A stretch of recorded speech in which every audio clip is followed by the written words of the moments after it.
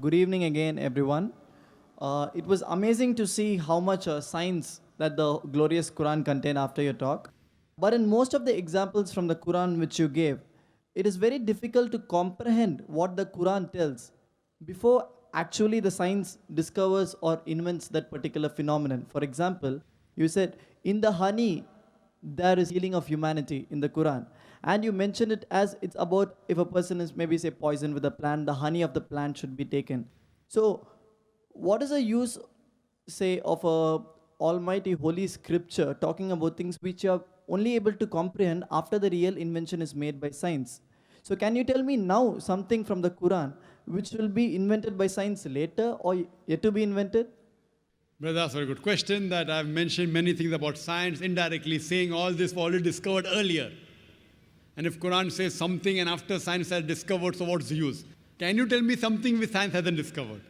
Brother, that's the reason the Arabs were advanced in the field of astronomy. Why? Because they read the Quran. The Quran has a lot of information on astronomy. So when they read the Quran, they try and do more investigation. They do more research.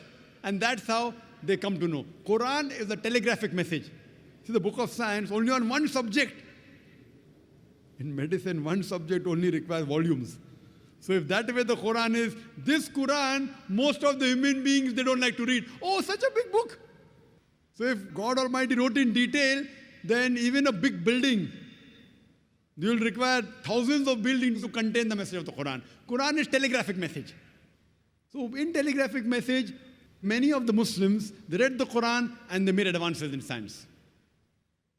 That's the reason we find, if you go back into history, the Muslims advanced in science and technology. But you pose the question, forget about the past. What about today? All what I've mentioned has been discovered earlier, but many of them were discovered by Muslims, some by non-Muslims, some by Europeans. What about things which science hasn't discovered? Fine. First, I'll tell you those things which science hasn't established, but yet there are high chances, which Quran has testified, and I believe in it. For example, Quran says in Surah Shura, chapter number 42, verse number 29, that it's Allah subhanahu wa ta'ala who has created the creatures in the heavens and the earth and has placed creatures in them. So Quran says there is life besides this earth. Today science hasn't proved there is life besides this earth. Scientists say there are high possibilities that life will be there besides this earth.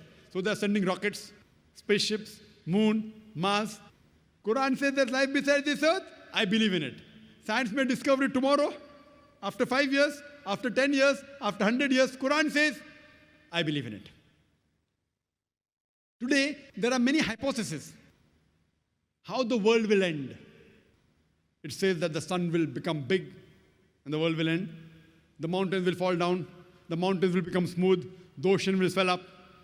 The world will enter into a black hole. Many hypotheses. Many of these hypotheses, not all, they match with the Quran. Quran says in Surah Qiyamah, chapter number 75, verse number 8 and 9, that the sun and the moon, they will join together. The sun will be buried in darkness. If you read Surah Takwir, chapter number 81, verse number 1, 2 and 3, it says that the stars will fall down and lose their luster. The mountains will fall down to utter ruin. The ocean will swell up. It's mentioned in Surah Infitar, chapter number 82, verse number 1 and 2 and 3. Again, the ocean will swell up. The stars will fall down. Similar to many of the hypotheses. But Quran says, I believe in it. Quran further says, in Surah Anbiya, chapter number 21, verse number 104, we have created this creation, we will destroy it and create a new creation. Science hasn't discovered that yet. Quran speaks about life after death. Science hasn't proved that yet. Quran speaks about heaven and hell. Science hasn't proved about that. Quran speaks about jinn. Today psychologists say extraterrestrial power. There are some people who get possessed with jinns. Quran speaks about that. Quran speaks the first man on the earth was Adam, peace be upon him. Science hasn't proved. There are high possibilities science will prove. Now you may ask me that, Brother Zakir, you gave such a good talk on science and technology with 100% solid proof. You believe in life after death? You believe in jinn? You believe in heaven and hell? You a doctor? Isn't this unscientific? I said, no, brother. I believe that it is scientific. Suppose whatever the Quran has mentioned, 80% has proved to be 100% correct. I spoke about astronomy, about geology, water cycle, oceanography, botany, biology, zoology. So just hypothetically, 80% what the Quran has mentioned, suppose, has been proved to be 100% correct. The remaining 20% is ambiguous.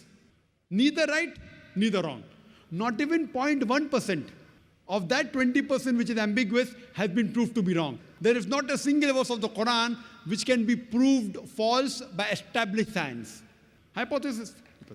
So my logic says, when 80% is 100% correct, and the remaining 20% is ambiguous, but not even 0.1% of that 20% is proved wrong. So my logic says that even that 20% inshallah will be correct. If not today, tomorrow, after 50 years, after 100 years, after 1,000 years, Allahu Alam, God knows, they will prove there is life after death. They will prove there is jinn. They will prove there is hell. They will prove there is heaven, and so on and so forth. I can give another lecture on things which science hasn't proved, but inshallah will prove. Hope that answers the question.